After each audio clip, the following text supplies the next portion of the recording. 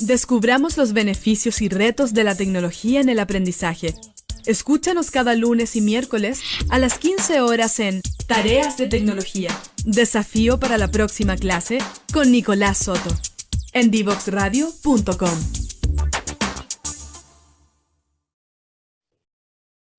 Ya estamos de vuelta para conversar sobre por qué América Latina debe pensar en el futuro y ya está con nosotros don Sergio Vitar, bienvenido. Bueno, muchas gracias y un saludo a todas las personas de América Latina que están interesadas en el tema. Oh, genial, genial tenerlo acá junto a nosotros y poder explorar juntos el futuro, como decimos en este programa. Y para partir me gustaría hacer una pregunta que ya se ha vuelto clásica en el programa. Como vamos a hablar de futuro, antes de conversar sobre el futuro, nos gustaría preguntarle, ¿qué es para usted el futuro?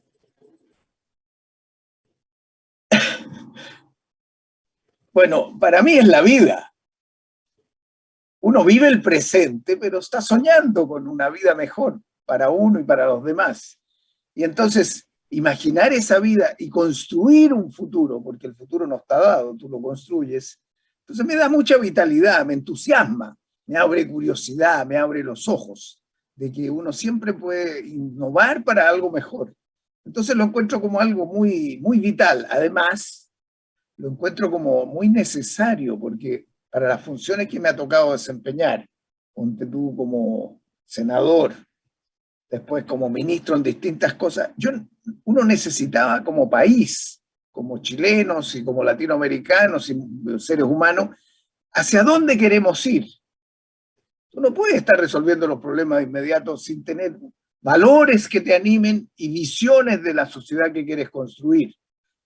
Y si estás de ministro, en el caso mío, bueno, tienes que planificar lo que vas a hacer. No puedes estar viviendo al corto plazo sin pensar qué va a pasar con las nuevas generaciones. Entonces, ahí también hay una razón práctica de ejercicio de esta labor de anticipación para prepararse, para ordenar las acciones, para diseñar una estrategia. Buenísimo, muchas gracias ahí por compartirnos su visión de qué es el futuro. Y lo segundo que me gustaría preguntarle es, ¿qué lo llevó en la vida a llegar a la disciplina de la prospectiva o foresight? ¿Cómo fue que esto apareció en su visión y comenzó a desarrollarlo? Es la práctica de gobierno. Te voy a contar porque es muy importante tu pregunta, Bárbara. Yo recuerdo, por ejemplo, la primera vez que enfrenté el problema en el Senado. Yo mismo me preguntaba como senador, ¿qué puedo dejar que proyecte hacia el futuro algo mejor? No solo ocupar un cargo y sacarse una foto. O sea, ¿qué es lo que hay de trascendente? Me acuerdo que en ese momento, como senador por el norte, algunas de las cosas que hice, que todavía están vigentes y son muy espectaculares, fue que en el norte están las salitreras chilenas, que fueron un sector de grandes exportaciones para fertilizantes a todo el mundo. Y se estaban desapareciendo, habían quedado abandonadas y destrucción. Y la gente venía a verme, los llamados pampinos chilenos, y me decían, senador, ayude usted a que esto se preserve. Bueno, hoy creamos en ese tiempo y hoy durante 25 años he sido presidente de una fundación que se llama Museo del Salitre. Hemos reconstruido el museo y es hoy día patrimonio de la UNESCO, patrimonio de la humanidad, sobre una zona maravillosa con gente que todavía está viva. Están falleciendo mucho porque es antiguo, pero los niños pueden ir, pueden ver cómo se hacía el salitre, pueden ver cómo se producía, cómo nació ahí el movimiento social chileno, el movimiento político chileno de cambios. Bueno, eso está ahí y es un centro de turismo precioso hoy día. A toda la gente del norte le interesa uno de los 5 sitios de la UNESCO de Chile, el más importante del norte. Te pongo otro ejemplo. Como ministro de Educación, bueno, tenía que hacer una serie de reformas para mejorar la calidad de la educación, ampliar la cobertura. Teníamos que poner la evaluación de los profesores, teníamos que hacer financiamiento a los niños más pobres y a las escuelas públicas. Y entonces inicié un proceso de consulta ciudadana en todo Chile. Y yo iba personalmente y hacíamos paneles ciudadanos, como se están haciendo ahora también, con papás, con los profesores, con las autoridades que dirigían la comuna, con los alumnos, con expertos, y las preguntas eran: ¿cómo ve usted el futuro y qué quiere que hagamos ahora? Y extrajimos de todas esas reuniones también una visión que me sirvió mucho, porque tenía el respaldo de la gente, estaba inspirado en ellos, porque la sabiduría está en la gente, eso hay que saberlo, más que en los expertos. Y después en Obras Públicas lo mismo. Presenté un trabajo como ministro de Obras Públicas que se llamó La infraestructura para los próximos 10 años. Y hablaba con la gente de energía, qué agua van a necesitar, o de minería, o de digital, en fin, o de transporte, o de puertos para la China, porque Chile comercia mucho. Bueno, entonces necesitaba una mirada de largo plazo y quería saber qué estaban haciendo los otros países, para dónde iba el cambio tecnológico, y tener grandes equipos y discutir con la gente. Entonces, de ahí me nació.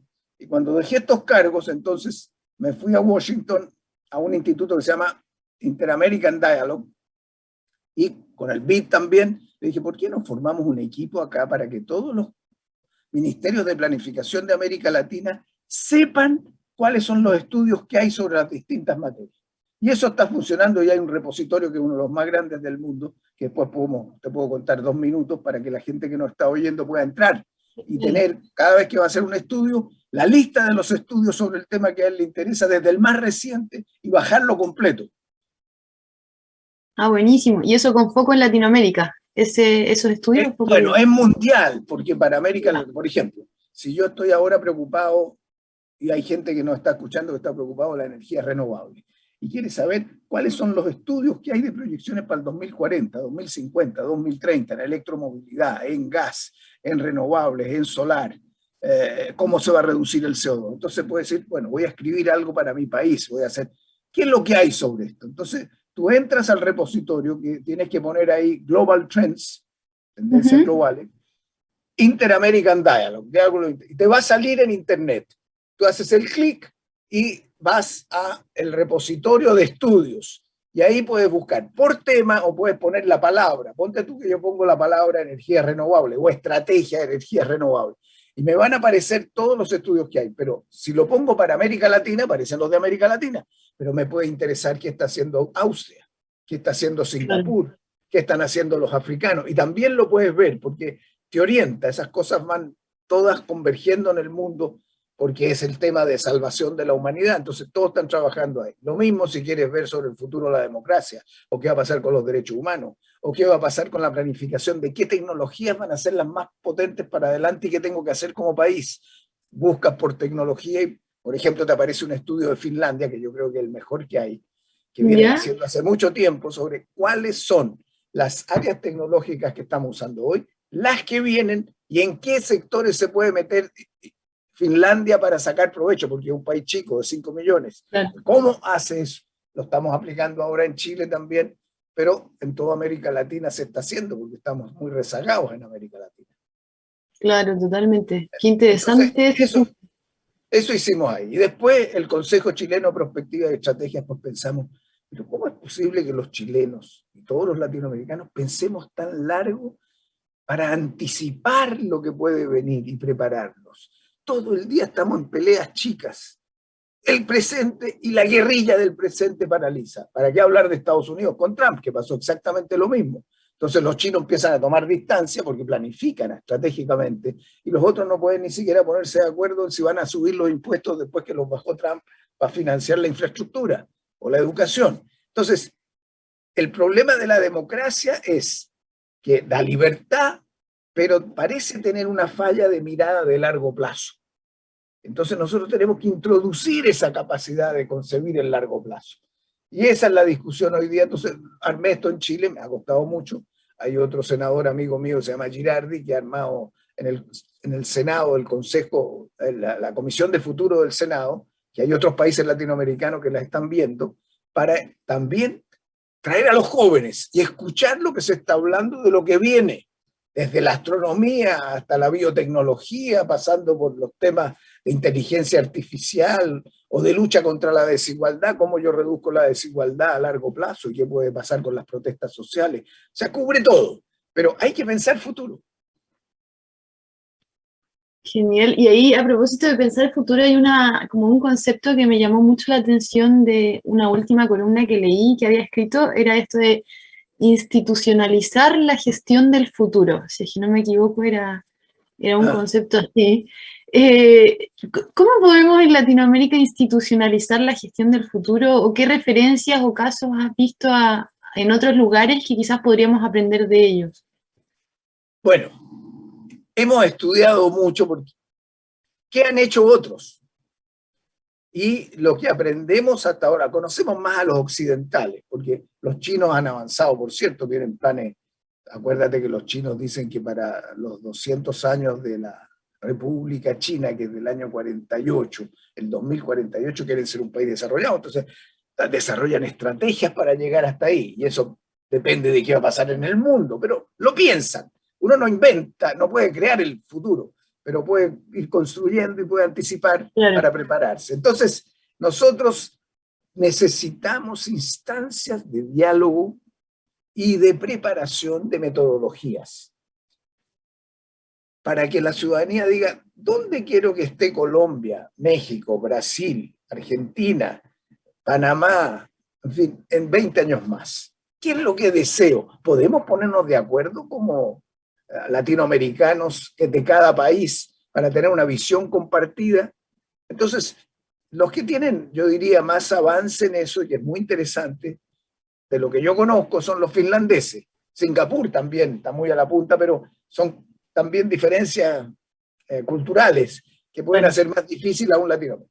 Pero los finlandeses son los que han marcado esto. Después, la Unión Europea tiene en el Parlamento Europeo un grupo espectacular, y ellos han definido ahora también el concepto de autonomía estratégica de Europa, y están trabajando de cómo no quedarse atrás de China y Estados Unidos. ¿Qué tienen que hacer? ¿Para dónde van a ir? ¿En qué tecnología se van a poner?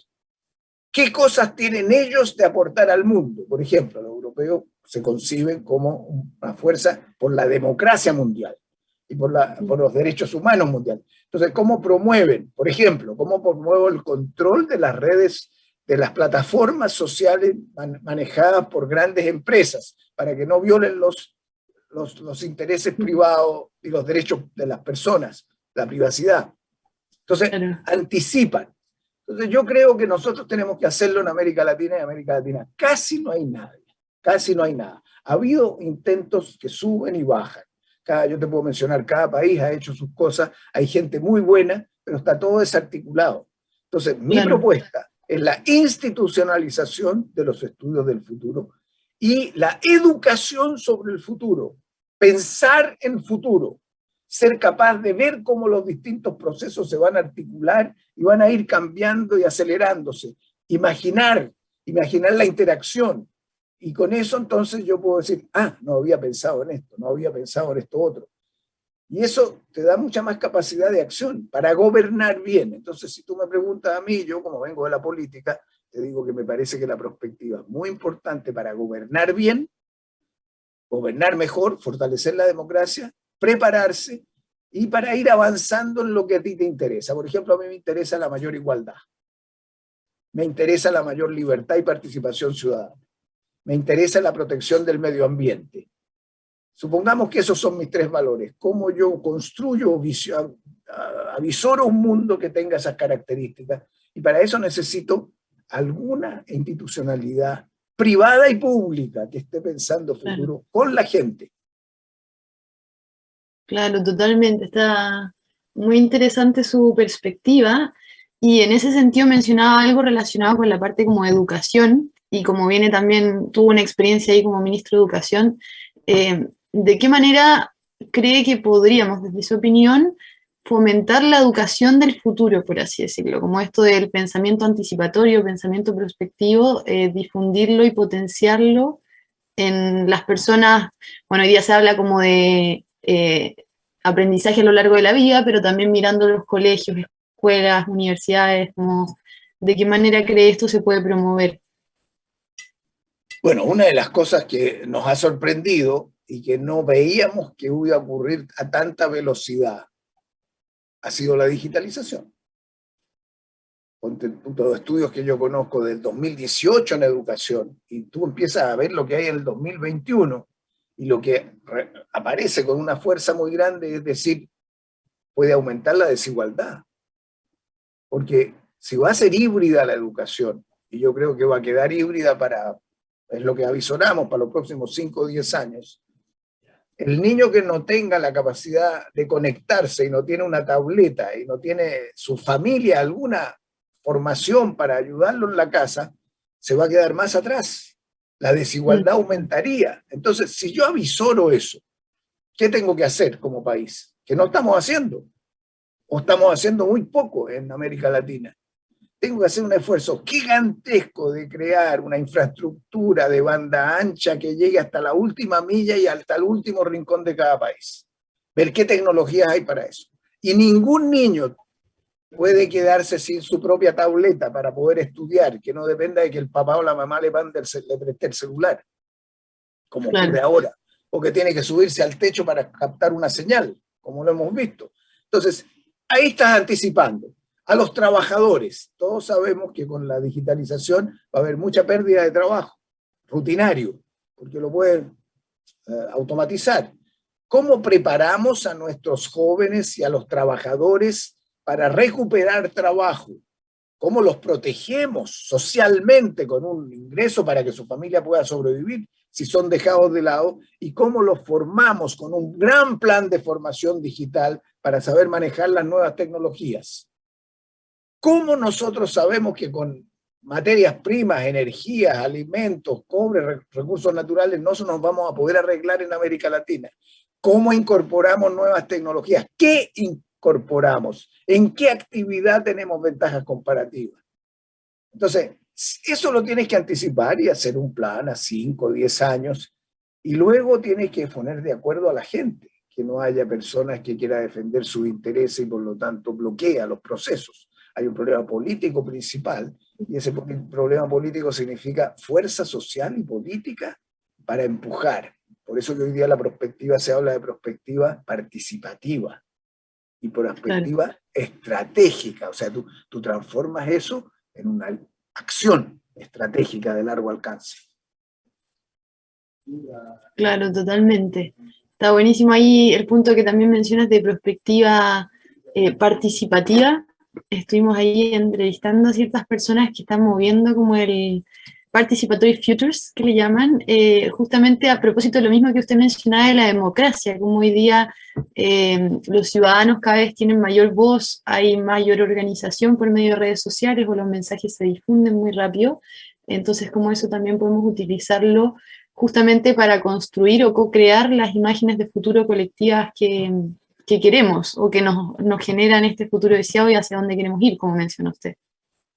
Claro, bueno, mira, por ejemplo, yo soy también miembro de un consejo asesor de un organismo que está en Estocolmo, la sede, pero que tiene estructura en todo el mundo, que es apoyado por los estados. Es un organismo intergubernamental que se llama IDEA, Institute for Democracy and Electoral Assistance, lo que aparece ahí debajito de mi imagen. Y entonces, una parte de la discusión hoy día es ¿cómo viene la democracia hacia el futuro? ¿Cuáles son los desafíos? Hay muchos riesgos. ¿Podemos caer en el populismo? ¿Hasta dónde? ¿Podemos caer en el autoritarismo? ¿Va a haber un debate sobre los derechos humanos, de cómo resguardamos? ¿Qué derechos humanos? ¿Solo el derecho político, el derecho a la vida o los derechos económicos sociales? ¿El acceso digital va a ser un derecho humano? ¿El agua va a ser un derecho humano? ¿Cómo va a ser un ciudadano digital? ¿Va a ser global? Ese ciudadano digital, ¿cómo participa? ¿Esperar una elección y después otra elección? No se puede. ¿Cómo evitamos que el control social se aumente con el manejo de las tecnologías por los estados autoritarios? Que te saben lo que tienes, sabes lo que piensan, sabes lo que te gusta y te controlan.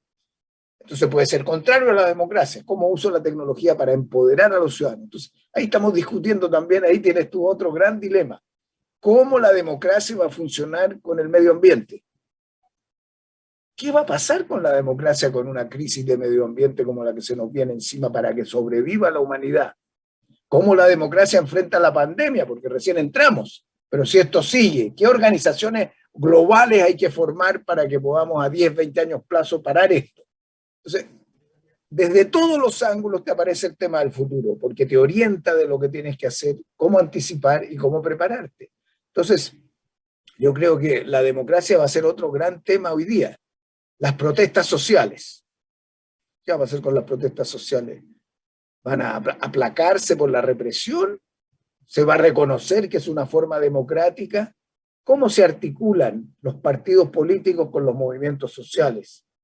Bueno, todas estas discusiones, yo sé que mucha de la gente que puede estar oyéndonos ahora ha estado trabajando en algunos de los temas, pero eso lo tenemos que hacer juntos.